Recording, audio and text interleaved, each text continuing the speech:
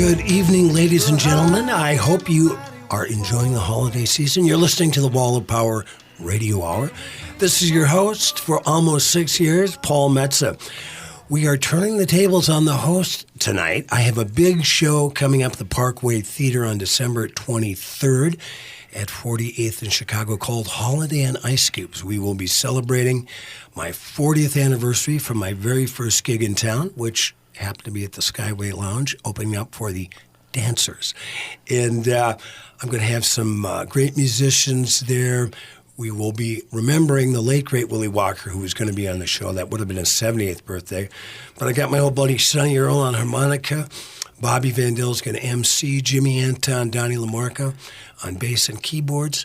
And my great singers, Mary Harris, Randy Starr Hudson, and my good buddy Stan Kipper is going to be joining us, and who knows what else.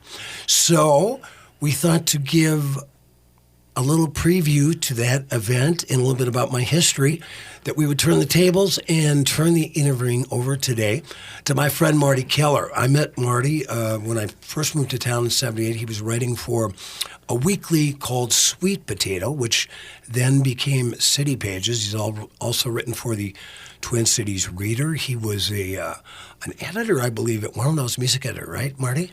Editor, columnist, critic. Yeah. Features writer. Yeah. And Marty, say hello to the Wall of Power Radio Hour audience. Hey, everybody. It's good to be Paul Metza for this this show today. Nobody's ever said that, by the way. I won't say it again. So, Marty, you've got some national... Well, first of all, you just had a great book come out last spring called Hijinks and Hearsay. Yeah. That... Scenester Stories from Minnesota's Pop Life. Yeah, tell us about that book. Kind of a fragmented memoir, as I like to describe it, slash photo archive. I did the book with Greg Helgeson, who shot virtually, I would guess, 70% of my stories back then through the years, from the late 70s to early 90s. And you've got stuff in there for everybody from Louis Anderson to Bob Marley. Yeah, it's really kind of a cultural memoir as well as a personal one. And, Bob Marley, Bob Dylan, Prince, of course. Bob Mould from Husker Du. Bob Mould, all the Bobs. All the Bobs. All the Bobs in one book. Well, now let's fire away. Leave no holes unbarred. Well, I first encountered you probably on the West Bank at the 400 Bar performing, but let's go back before that. I know you had kind of an epiphany when you came down from the range to the Guthrie Theater to see Leo Kottke one time, and that changed your life. I drove down through a snowstorm with two of my friends, Jake Benson and Mike Dudley Doyle. Dudley turned me on to Leo Kottke, and I was playing acoustic guitar for several years by then. So I think I was a junior in high school, so it was 1972. Might have been a sophomore. And saw Leo Kottke. He did a set solo, and then he brought on Bill Berg on drums and Billy Peterson on bass. Those two gentlemen went on to play a couple years later on Bob Dylan's Blood on the Tracks. But it was such a magical and powerful show. I walked out of there that night and said, that's what I want to do with my life, is become a professional musician. And my only goal was to play the Guthrie Theater. And you eventually made that journey to the Guthrie, but we'll get to that later. So you went home to Virginia. You'd already been playing for a while. How did this change your artistic trajectory? Well, I just started to realize that this could be a really beautiful way to live my life. I was thinking about maybe becoming a lawyer at one point. That was really the only other thing I thought about doing. My dreams of becoming a professional football or hockey player were dashed when I was in the 7th grade. Because number one, I was okay, but I was playing against some guys that went on to play in the 1980 Olympic hockey game against Russia. You couldn't skate like a Gretzky? I couldn't, or like the Carlson brothers, who I grew up with from the great movie Slapshot.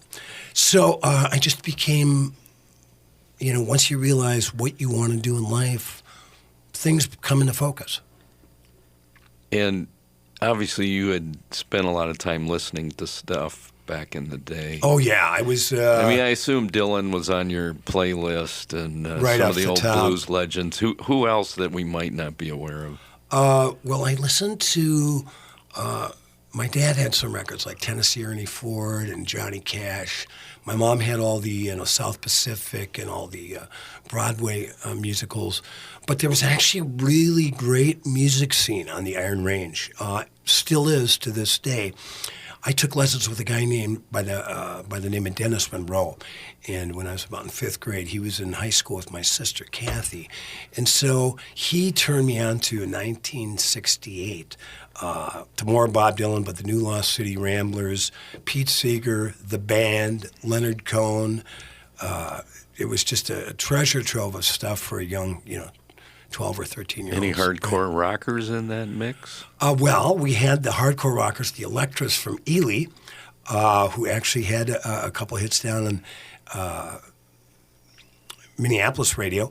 But I could also see a lot of the bands at the armories. There was a series of armories in Duluth, Grand Rapids, Eveleth, and Virginia. So you could see a lot of the bands that were very popular in Minneapolis, like, the Del Counts and Joker's Wild, and they'd all be passing through, and for a quarter, 50 cents, you could hike down there. Mom or Dad would drop me off. I could walk home.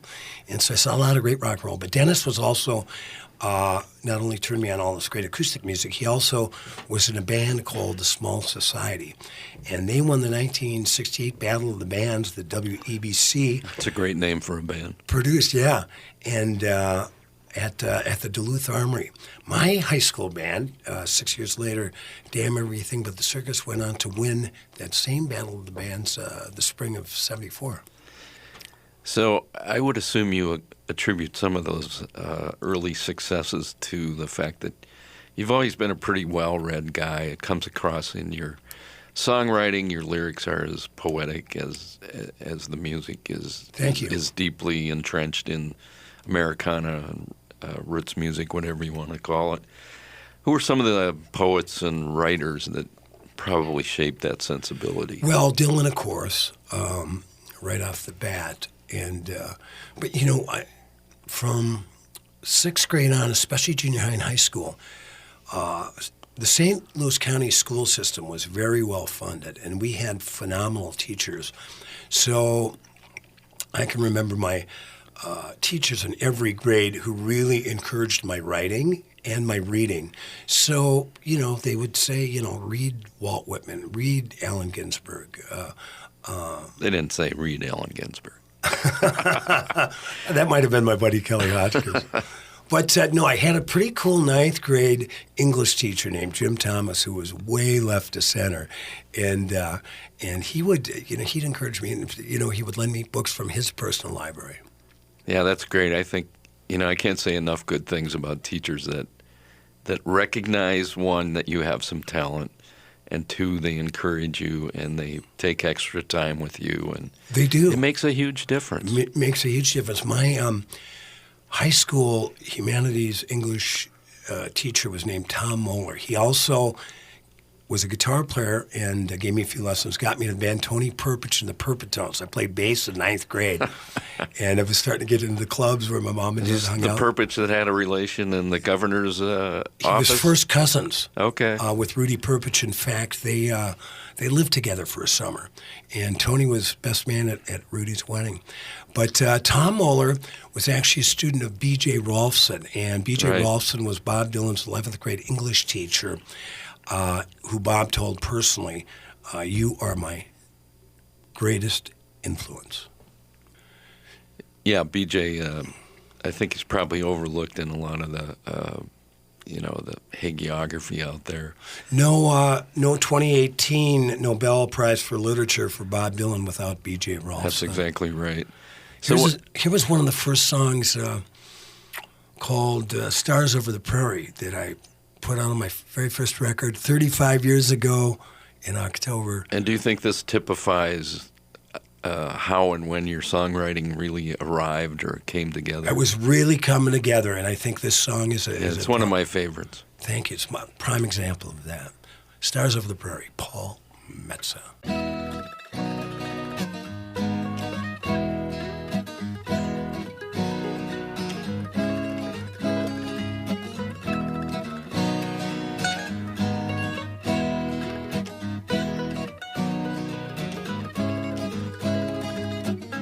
Back in the days when I was a buckshot in short pants, spinning bottles with Tiger Jack,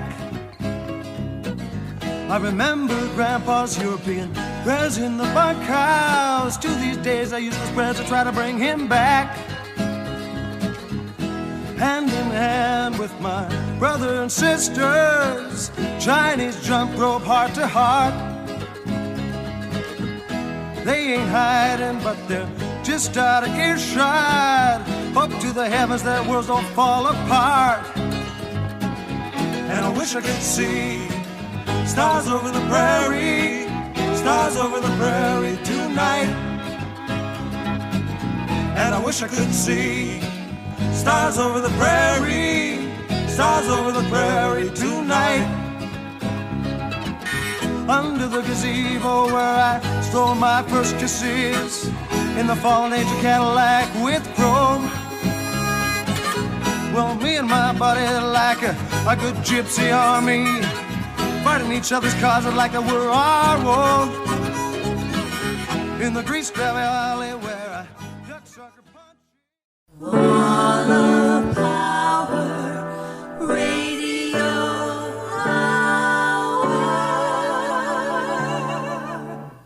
Welcome back to the second segment of Wall of Power Radio Hour. I am not Paul Metsa. I'm Marty Keller sitting in for Paul Metsa, but Paul Metsa is actually sitting right across from me. And we turned the tables today because we're talking about Paul's 40th anniversary celebration coming up at the Parkway on December 23rd, Parkway Theater.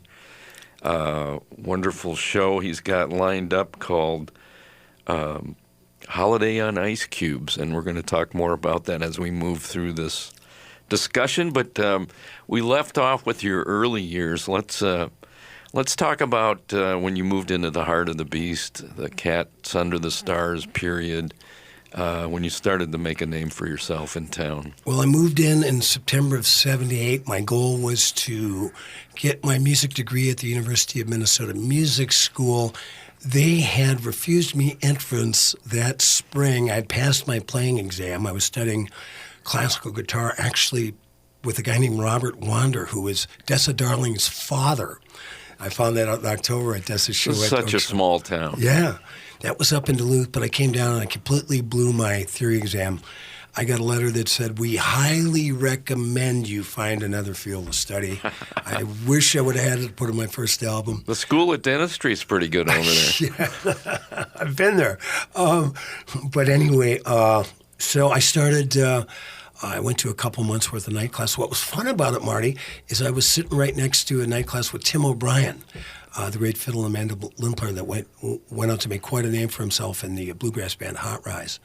But so that was my thing, and I started in right after the first year, '79. I saw an ad in the Minnesota Daily, wanted musicians, Skyway Lounge. I stumbled down there with my cassette, a little picture of myself, and met the great Reggie Callahan, who was running the bar at the time, who also gave, I like to think, Marty, that his tombstone said, and you knew Reggie, his tombstone said, "Reggie Callahan, the man that gave three great acts their debuts in the Twin Cities, the Rolling Stones in '64 at Reggie's Danceland, the Beatles in '65 at Met Stadium, and Paul Metsa in '79 at Skyway Lounge."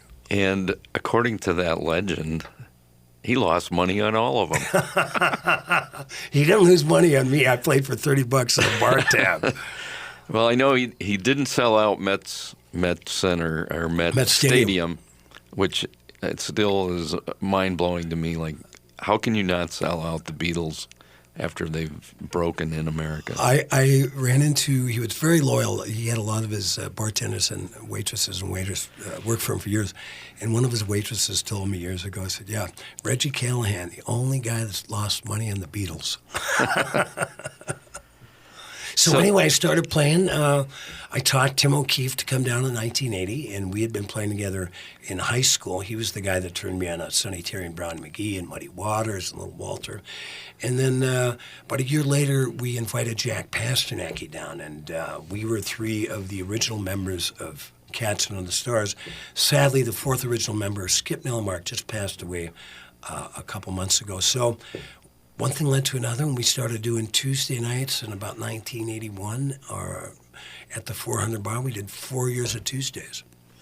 And correct me if I'm wrong, but didn't Cats kind of evolve into a jam band, although nobody called bands back then jam bands? Well, we were doing, when we started playing as Hot Walleye, before we named ourselves Cats Under the Stars, August 17th. That is not a good band name, by the way. So, we named ourselves Cats on the Stars because I clipped it out of a Crawdaddy magazine. It was a stoner comedy article by Robert Hunt of the Grateful Dead. So we started calling ourselves August 17th, 1975, Cats on the Stars. 3 years later, Jerry Garcia put out a record called Cats Under the Stars. So everybody thought we were this dead jam band, but we weren't. We had been playing both acoustic and electric up on the Iron Range.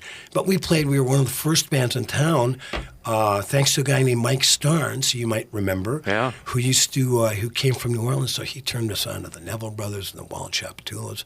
So we were doing, Neville Brothers stuff and, a lot of reggae, Bob Marley, Peter Tosh, and we were a dance band. So we didn't play long because we were a jam band. Well, you had a lot of groovers on the dance floor. Yeah, well, we played long because that's how you kept the dance floor happening. Yeah.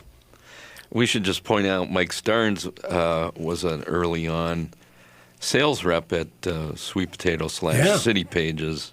And he got us our first big gig at Moby Dick's downtown. And there was a guy named Bobby Gold down there that ran it. And he was remember Bobby Gold. Yeah, he had the chest hair and the gold chains and the big lapels and the perm. And I remember he brought us down to show us the new stage. And he said, he goes, you can put all your lights all the way down the stage. And I said, don't worry, Bobby. I said, we only have one light. But he also Starnes also brought the Radiators to town. In fact, the Radiators did their first gig at Oddfellows Hall on Halloween, opened up for Cats Under the Stars in 81 or 82. I remember that show. Yeah, and then Little Queenie, who recently passed away, So you left the Cats behind and went out on your own solo about what year? That was 84. My record, Paper Tigers, was actually going to be a Cats Under the Stars record. And, boy, you get 4 or 5 guys into a studio and everybody's got a different opinion. The band kind of broke up. And in a way, as sad as I was, we're still good friends. We're going to be celebrating our 45th anniversary in 2020. But it was the best thing that ever happened to me was put out that record. And I wrote a bunch of other tunes. Tim and John from the Cats were on it, and Joe Loma. And Al Oikri. But so I put out Paper Tigers, and boom, all of a sudden, I'm a singer-songwriter on the scene. So you went on to win 8 Minnesota Music Awards, and you wrote some very striking songs, including this next one we're going to hear, probably one of the few really artfully done conspiracy theory songs, and it's called Jack Ruby.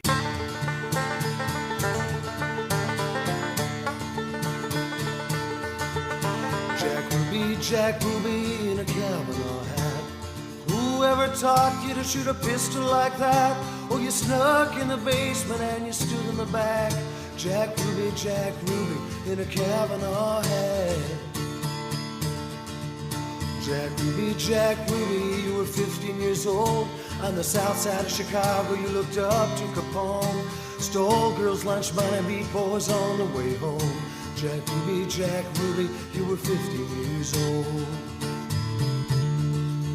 Jack Ruby, when you were 21, oh, you traded brass knuckles for a caliber gun. In the Sherman Hotel, bootleg whiskey did run.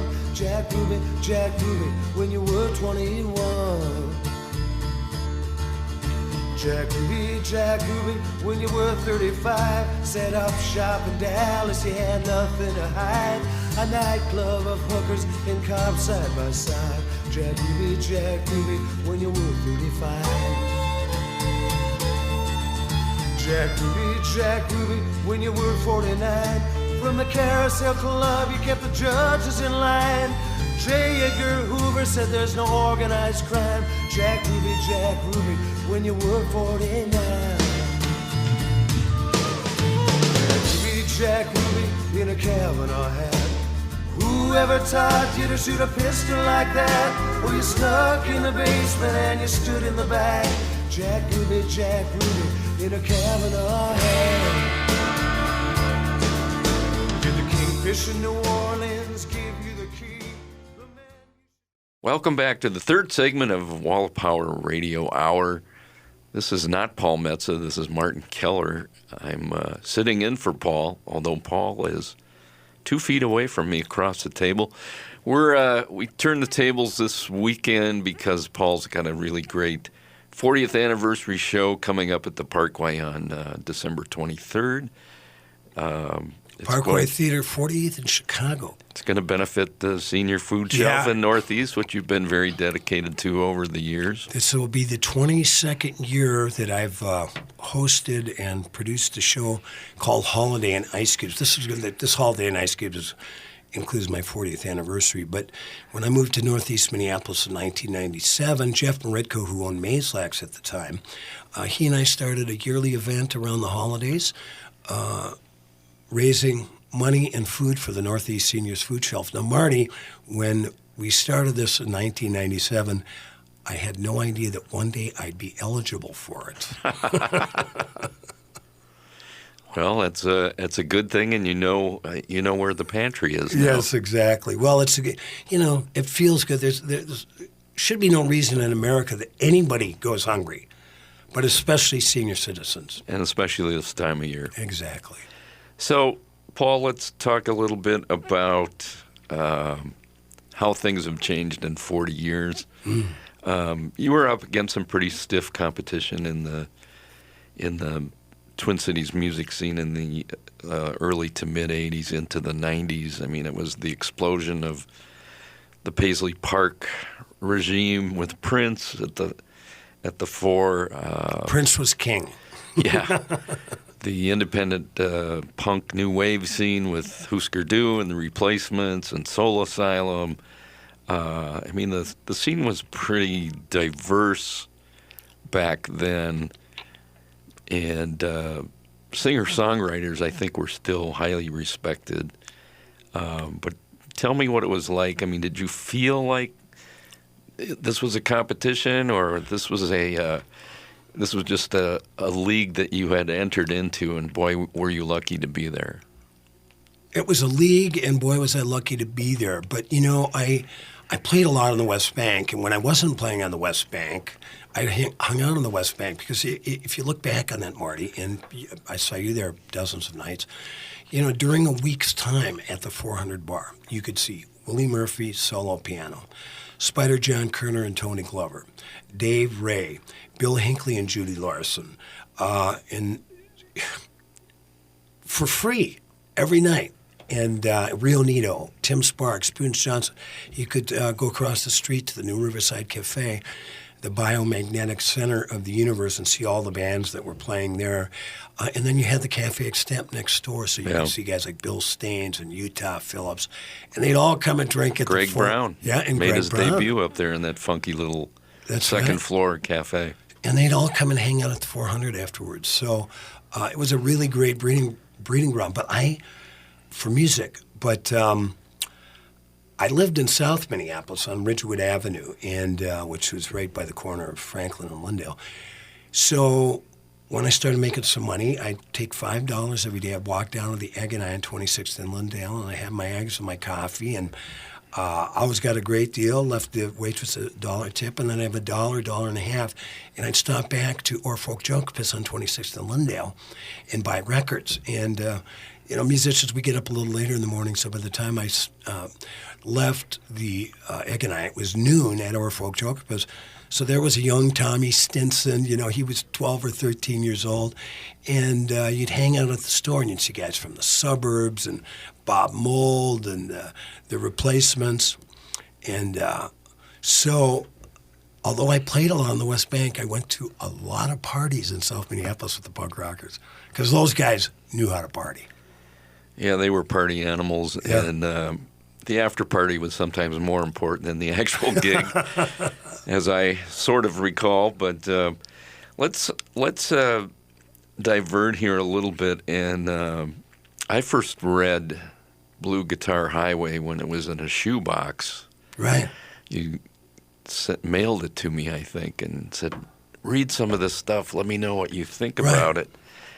And the more I read, the more I thought, hey, this is a book, man. You should put this together. You're very supportive. I appreciate that. And eventually you did. It got some great reviews. You can, we have a list of quotes from some of the reviews if you want to unabashedly read them. No, my favorite one, my favorite review of the book Blue Guitar Highway was by the Kirkus Review, who, along with Publishers Weekly, is the gold standard for book reviewing.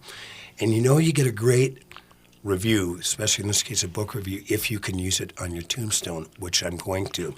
And it said, Metsa is as likable a narrator as ever graced a bar stool.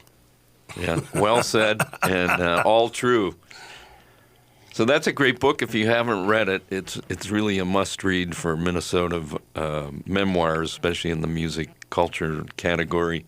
Well, what I loved about writing that book that the University of Minnesota Press put out in 2011, which I might add is the same university that refused me entrance into their music school, but 30 years later got a hold of me and said, geez, we'd love for you to write your autobiography about your 30 years in the music business for the University of Minnesota Press.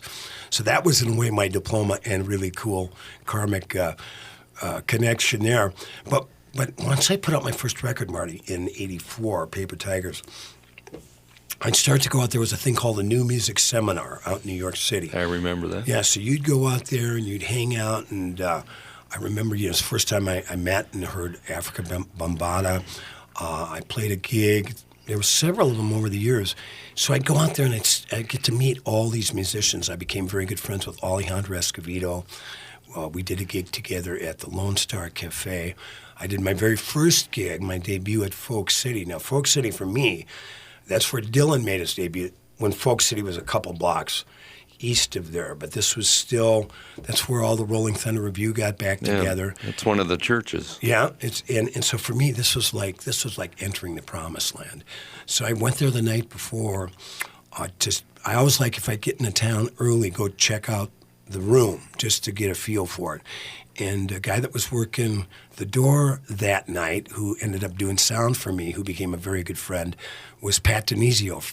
And he had a little band he was telling me about at that time called the Smithereens. And then, boy, a year later, they blew up. Yeah. So one thing I was able to do was, back then you could fly anywhere for about $200. And so I'd go out to Los Angeles, Austin, Texas. I was there half a dozen times. And New York City, I was there about a dozen times. And I put together the gigs. The gigs never paid a lot, but you were able to get your name out there and meet musicians and meet radio and that. So the book is a lot about that. And those were extremely, extremely exciting times for me. I look back on them. I was just in New York last week to see Bob Dylan, which was phenomenal at the Beacon Theater. But I'm so glad I was able to dig New York in the mid-'80s. And just like, if you were from Minneapolis in the mid-'80s and you played New York, people paid attention to you. Because Curtis Hay was out there, the Replacements were out there, Husker Du were out there, making Minnesota seem like a very cool place, which it is and was.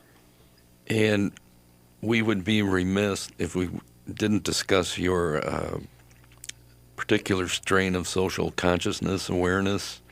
You've done a lot of benefits over the years for everything from rescue dogs to Flint, Michigan folks who have been suffering through the lead crisis with their water system. I think you even did a show for people in Japan after the tsunami. The tsunami, yeah. I was actually the first gig I played with Willie Walker. May he rest in peace. Wow. And speaking of Willie, you enlisted him on this great 2017 song that you released called Ain't Gonna Whistle Dixie Anymore. Your reaction to the Charlottesville neo-Nazi riots and Sounds of Blackness are on there. Of course, they've won several Grammy Awards. And that was a bucket list for me, working with Gary Hines and the Sounds of Blackness. And now that Willie passed away 3 weeks ago, it was it's going to be a lasting legacy for Willie Walker. It's such a powerful song. We'll listen to it here as we go out. But if I could just jump in, I'll tell you where my social consciousness came from. Okay. I grew up on the Iron Range, and I grew up in a Finnish family, and it was all the Finns that came over in the late 1800s, early 1900s that helped unionize the mines, helped started the first co-ops. So there was always a very progressive political viewpoint that was easily accessible on the Iron Range. And then you start listening to Bob Dylan, and then you go to Woody Guthrie, and then you go to Pete Seeger, and in the meantime, you're also listening to Buffy St. Marie and Joan Baez and Tom Paxton. And so I really came out of being influenced by all of those great musicians, writers, and Americans. And for me, being in Minneapolis now for 40 years and doing over 6,000 gigs, the community has always supported me. And I just feel like I love supporting the community. And it feels really good to help people, period. That's as simple as it is. And if you can write some music addressing those issues and feel like they're good, powerful songs, then that's kind of what I like to think is my place in life. And I think that song will be part of your legacy, and certainly people will discover it on YouTube over the years as they're Googling around for something to hear. Yeah. So let's listen to that track. I know Willie was scheduled to be on the Parkway Show the 23rd. And it would have been his 70th birthday along with his wife, Judy. They both turned... It's my birthday, too. Oh, really? Yeah. Well, cool. Well, you're going to be there. But, yeah, we're going to dedicate the whole show to Willie, and we're going to have a clip of he and I, a video clip of he and I playing together. Sweet. Yeah. So let's listen to the late Willie Walker and the Sounds of Blackness. Ain't Gonna Whistle Dixie Anymore.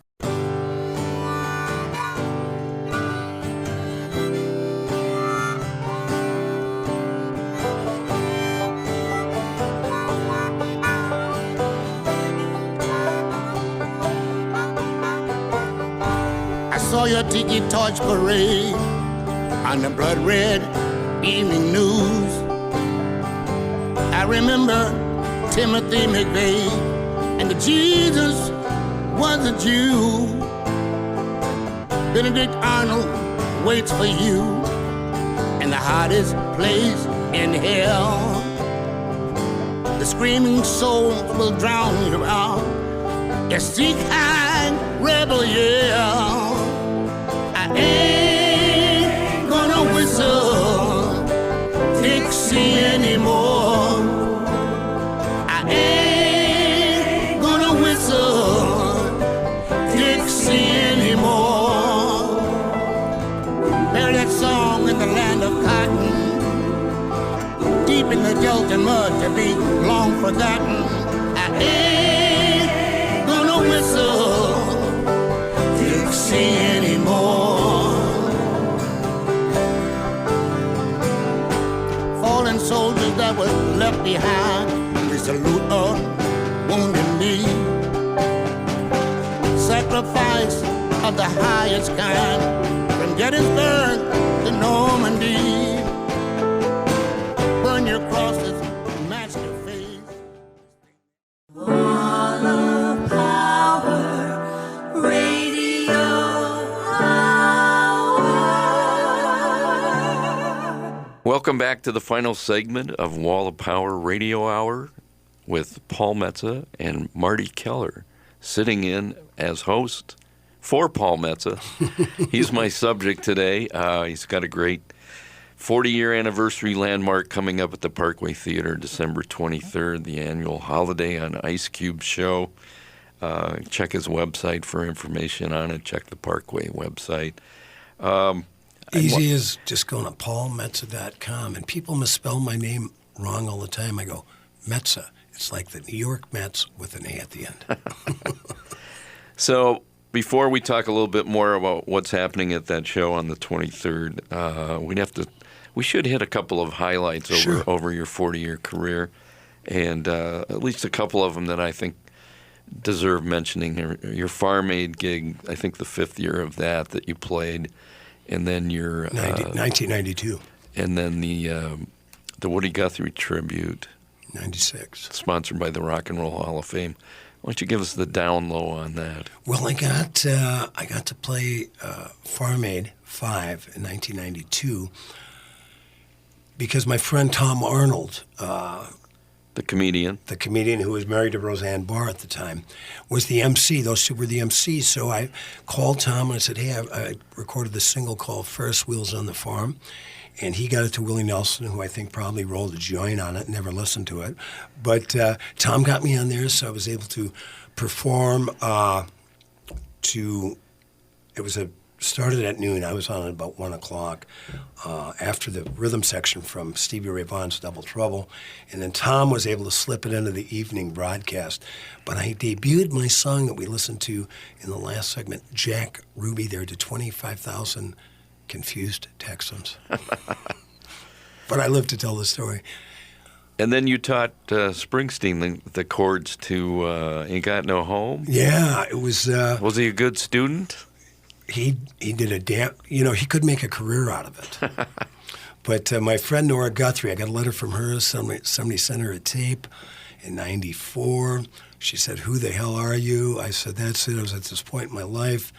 I said, I needed to do something, and so I went out to meet Nora Guthrie and ended up living in New York with my friend Jerry Disroot in Rego Park, and spent a lot of time with Nora while they were getting the Woody Guthrie archives together in West 57th Street. Harold Leventhal, office there, he was, of course, Woody's manager, Pete's manager, got Judy Collins started. Yeah, one of the pillars of the folk movement. And Fred Hillerman from the Weavers also office there. So that was fun to go in once or twice a week. So I got a call. I said, hey, we're doing this tribute to Woody Guthrie. 2 days in Cleveland. They're going to have a club show on the Saturday. It was myself, Alejandro Escovedo, Sid Straw, Jimmy LaFave, Jorma Kaukonen, Country Joe McDonald, and a few others. And then Sunday was the big show with Springsteen, Pete Seeger, Harold Leventhal, Ani DeFranco, the Indigo Girls, and more. So all of us from Saturday night were invited to play the encore on Sunday. So I was sitting down in the green room, banging on my guitar, and I got a tap on the shoulder from a guy named Jeff Kramer, who was managing Soul Asylum at the time. In fact, I got Dave Perner on that gig, and said, hey, could you teach the encore to Bruce? And I Bruce, who's Bruce? I turned around, there's the boss. So I taught him the encore, and then a week later, he opened up his show, the Tom Joad Tour, at Northrop Auditorium, and I was wearing the same jacket. I had this really cool yellow silk Shriners jacket that says Grand Rapids, Minnesota on the back.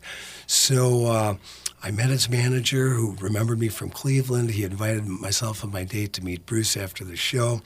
So I got to meet Bruce. Bruce has his shirt off. He's totally buff. My girlfriend's melting. And before I left, I said, he remembered me from Cleveland. Before I left, I turned around and said, Bruce, from one band leader to the other, I really dug it when you fired the E Street Band.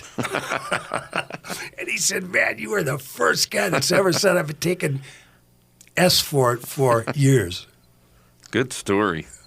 So we're going to have to scoot out of here, but I wanted you to give give the audience, give listeners an idea of what's going down at the Parkway on the 23rd. There's a really sexy VIP package with a lot of goodies in it. Why don't you talk about that? Well, they can go to either paulmetza.com and link to the show or go to the Parkway Theater. But yeah, for $50, you get a meet and greet. You got my new record out. which is called Walking in a Woman's World, and really good seats. You'll be in the first couple of rows. I'm going to start acoustic solo and then bring on my musicians. We're just kind of figuring out the show now, but we're going to have it's going to be all original music, and we're going to be playing a lot of my songs that are considered Mezzo classics, and several new ones that nobody's ever going to hear. Mary Harris, Randy Starr Hudson singing, my 22-year buddy, Sonny Earl playing harmonica, and then I'm going to do an electric second set, which I haven't done in a long time, with Jimmy Anton. I gave him his first gig in town. He's been playing with Johnny Lang for years. On bass, Donnie LaMarca on keyboards, and my old buddy from Cats on the Stars, Joe Loma on drums. So that's going to be a good gig. Yeah, it's going to be a great show. It's going to be a good gig, and it's a couple days before Christmas, so perfect timing. Going to be a song that you'll probably play there that we'll hear on the Out Now called "Christmas at Molly's." Marty, thanks so much for being Thank you. It was fun. Yeah. Happy holidays, everybody. See you on the 23rd.